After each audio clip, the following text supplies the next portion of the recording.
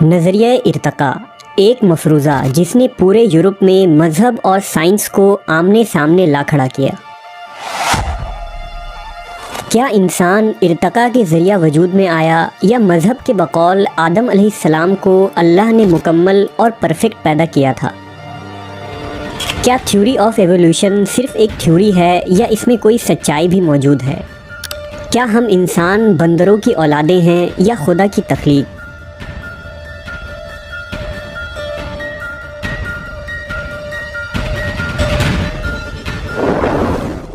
اگر ہم اپنے ارد گرد موجود جانداروں پر نظر ڈالیں تو ان کی زندگی اور نظام حیات ایک معجزہ معلوم ہوتا ہے، لیکن شاید خود ہم انسانوں کا وجود ہی اس کائنات کی سب سے پر اسرار چیز ہے۔ ہم کہاں سے آئے ہیں، اس دنیا میں ہم کب سے ہیں، اور اس زمین پر انسانی زندگی کی شروعات کیسے ہوئی؟ یہ وہ سوالات ہیں جن کے جواب ہزاروں سالوں سے انسان تلاش کرتے آ رہے ہیں، اور دنیا کا تمام فلسفہ اور نظریہ شاید اسی سوال کے ارد گرد چکر لگاتا نظر آتا ہے۔ اگر الہامی مذاہب کی بات کریں تو دنیا کی تقریباً ہر مقدس کتاب یہ بتاتی ہے کہ انسان اشرف المخلوقات ہے، جسے خدا نے مٹی سے پیدا کیا تھا اور اس دنیا میں بھیجا، اور ایک واحد انسانی جوڑے سے انسانوں کی نسل آگے بڑھی۔ لیکن 18ویں صدی میں جب سائنس نے نظریہ ارتقاء یعنی تھیوری آف ایوولوشن کو پیش کیا تو اس تھیوری نے تمام مذاہب کو چیلنج کر دیا، اور اس زمین پر انسانی تخلیق کے فلسفے کو ہی بدل کر رکھ دیا گیا۔ آخر یہ نظریہ ارتقاء کیا چیز تھی کہ جس نے لاکھوں نہیں بلکہ کروڑوں لوگوں کی سوچ کو تبدیل کر دیا، اور بے شمار لوگ مذہب بیزار ہو گئے، جس کے رد عمل میں یورپی چرچ نے اس نظریے کی شدید مخالفت کی، اور مذہب اور سائنس کی یہ نظریاتی جنگ آج تک جاری ہے۔ اگر تھیوری آف ایوولوشن کی تاریخ کی بات کریں تو قدیم یونان، قدیم مصر، ویدک تہذیب اور کچھ مسلمان فلاسفر نے بھی ارتقاء کے نظریے پر بات کی تھی، اور ارتقاء کو انسانی وجود کا سبب قرار دیا تھا۔ لیکن باقاعدہ طور پر اس نظریے کو سائنس نے تب تسلیم کیا جب سال 1859 میں ایک ملحد اور فطرت پرست چارلس رابرٹ ڈارون نے دی اوریجن آف اسپیسیز نامی کتاب لکھی، جس میں اس نے یہ بتایا کہ جانداروں کو خدا نے علیحدہ تخلیق نہیں کیا تھا، بلکہ زندگی کی شروعات آج سے اربوں سال پہلے ایک زندہ خلیے یعنی سیل سے ہوئی تھی، جو تمام انسانوں، جانوروں اور حیوانات کا مورث اعلیٰ یا جد امجد تھا۔ آسان الفاظ میں آج سے اربوں سال پہلے ایک خلیہ سمندر میں خود بخود پیدا ہو گیا تھا، جس نے اس زمین پر ارتقاء کرتے ہوئے خود کو بہتر جانور میں تبدیل کر لیا، اور ارتقاء کے نتیجے میں ہونے والی تبدیلیاں اس کی اولادوں میں منتقل ہوتی گئیں۔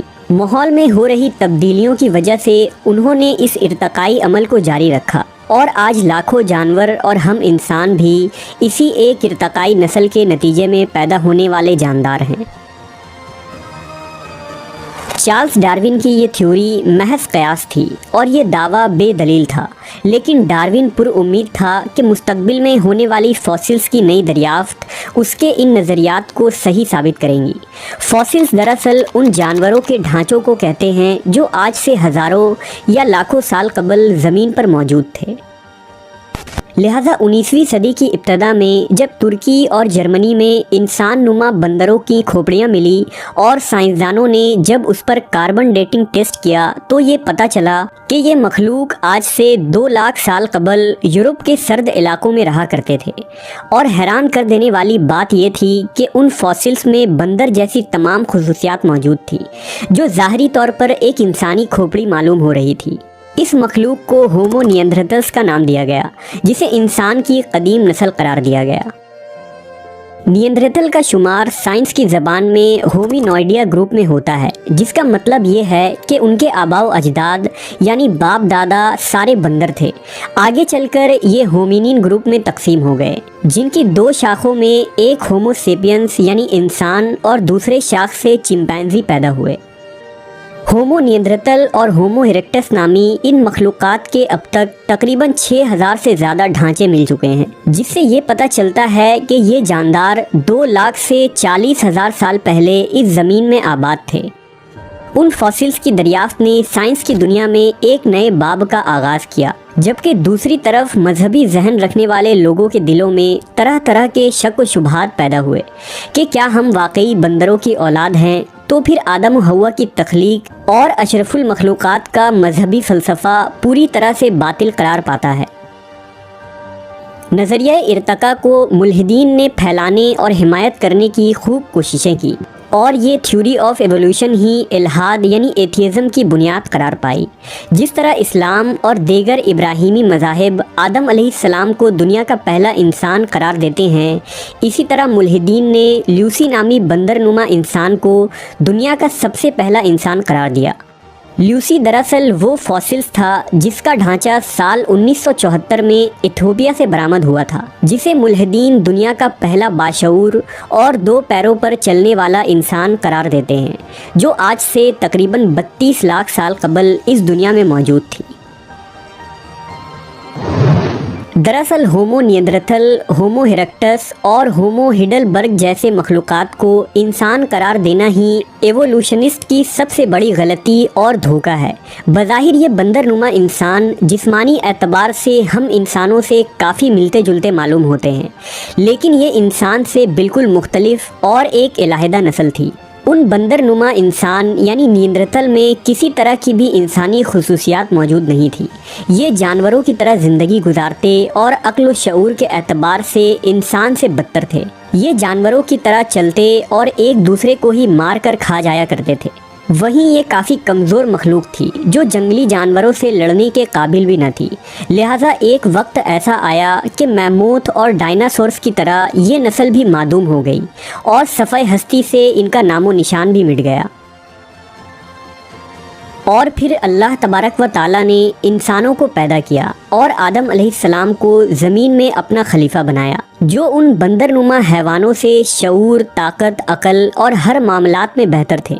और सबसे बड़ी खुसूसियत ये थी कि आदम अलैहिस्सलाम में खुदा ने अपनी रूह फूंकी थी और आपको बोलना सिखाया था, जिससे निएंडरथल पूरी तरह महरूम थे। अगर बाइबल, तौरेत के बुक ऑफ जुबलीज़ और इस्लामी किताबों का मुताला किया जाए तो इंसानों की उम्र लगभग 10,000 साल से ज़्यादा नहीं बनती। यानी आदम अलैहिस्सलाम को आज से तकरीबन 8 या 10,000 साल पहले अल्लाह ने इस ज़मीन पर तब उतारा जब निएंडरथल और दूसरे बंदरनुमा हैवान पूरी तरह ख़त्म हो चुके थे। जैसा कि अल्लाह ने कुरान मजीद में फरमाया, यकीनन हमने आदम को बड़ी इज़्ज़त दी और उन्हें खुशकी और तरी की सवारियाँ दी और उन्हें पाकीज़ा चीज़ों की रोज़ियाँ दी और अपनी बहुत सी मखलूक पर उन्हें फजीलत अता फरमाई। इसी तरह सूरह बकरा में इरशाद हुआ, और उस ज़ात से डरो जिसने तुम्हें भी पैदा किया और तुमसे पहले की खिलकत को भी। इस आयत में अल्लाह ने उस मखलूक की तरफ इशारा किया है जो हमसे पहले गुजर चुके थे और जिसे अल्लाह ने आदम अलैहिस्सलाम से पहले इस ज़मीन में आबाद किया था। नज़रिया इर्तका के मुताबिक अगर वाकई इंसान बंदरों के इर्तकाई सिलसिले के नतीजे में पैदा हुए हैं तो सवाल ये उठता है कि बीच की वो नस्ल कहाँ गई जो इर्तका के मराहिल में बंदर से इंसान में इवॉल्व हो रहे थे, क्योंकि अगर ऐसा होता तो आज उन मखलूक़ात की लाखों फॉसिल्स और ढांचे इस दुनिया में मौजूद होते। लेकिन 18वीं सदी से अब तक तमाम एवोल्यूशनिस्ट और पैलिएंटोलॉजिस्ट उन गुमशुदा कड़ियों की तलाश कर रहे हैं, लेकिन वो ऐसा एक भी फॉसिल दरियाफ्त करने में नाकाम रहे। यही वजह है कि आज बेशुमार साइंसदां और बायोलॉजिस्ट नज़रिया इर्तका को पूरी तरह रद्द करते हैं। मसलन डुआंस गिश कहता है कि नज़रिया इर्तका महज एक फ़लसफ़ियाना ख्याल है जिसकी कोई साइंसी बुनियाद नहीं है। इसी तरह जेरेमी रिफ्किन ने अपनी आर्टिकल में लिखा है कि ये नज़रिया महज मफरूज़ा और झूठ है। मशहूर माहिर हयातियात प्रोफेसर गोल्ड स्मिथ और प्रोफेसर मैकबेथ ने 2 टोक अल्फाज में वाज़ह कर दिया है कि नज़रिया इर्तका नीम साइंसदानों का खुद साख्ता नज़रिया है। ان تمام حقائق کو جاننے کے باوجود آج ارتقاء کے اس جھوٹ کو پھیلانے کے لیے ہر اسکول، کالج اور یونیورسٹیز میں طلباء کے ذہن میں اس نظریے کو داخل کروایا جاتا ہے تاکہ جدید سائنس کی آڑ میں لوگوں پر یہ باور کروایا جائے کہ ارتقاء ایک فیکٹ ہے اور ہم انسان خدا کی تخلیق نہیں بلکہ ہمارا وجود ایک بائی چانس حادثے کی وجہ سے پیدا ہونے والے ایک خلیے کی وجہ سے ہے اور ہم بندر سے انسان بنے۔ دراصل اس پہلے خلیے یا سیل کا پیدا ہونا ہی ملحدین کے تمام نظریوں کو غلط ثابت کر دیتا ہے، کیونکہ یہ بات ثابت شدہ ہے کہ وہ سب سے پہلا خلیہ جس میں جان اور روح تھی اور جو اربوں مالیکیولز کا مجموعہ تھا وہ کسی اچانک ہونے والے حادثے سے پیدا نہیں ہو سکتا۔ آسان الفاظ میں نظریہ ارتقاء اپنے پہلے مرحلے میں ہی ڈس پروو ہو جاتا ہے، کیونکہ ایوولوشنسٹ اس پہلے خلیے کی پیدائش کے بارے میں کوئی ایکسپلینیشن نہیں دے سکتے۔ اس زمین پر زندگی یوں ہی اتفاق سے پیدا نہیں ہو سکتی، کیونکہ اس طرح کا ایک پرفیکٹ خلیہ آج کے جدید ٹیکنالوجی کے استعمال سے بھی بنانا ممکن نہیں ہے۔ آج ڈی این اے کی دریافت نے بھی اس بات کو مزید مضبوط کر دیا ہے، کیونکہ ڈی این اے کے اندر موجود کوڈز اور ڈیزائن بنا کسی خالق کے خود بخود اتفاق سے ارینج ہو جانا ایک مذاق سے زیادہ کچھ نہیں۔ دراصل اس زمین پر سب سے پہلے زندگی کا پیدا ہونا اور خلیے کی تخلیق کسی معجزے یا کرشمے سے کم نہیں، اور وہ معجزہ اس زمین و آسمان کے خالق اللہ نے کیا تھا۔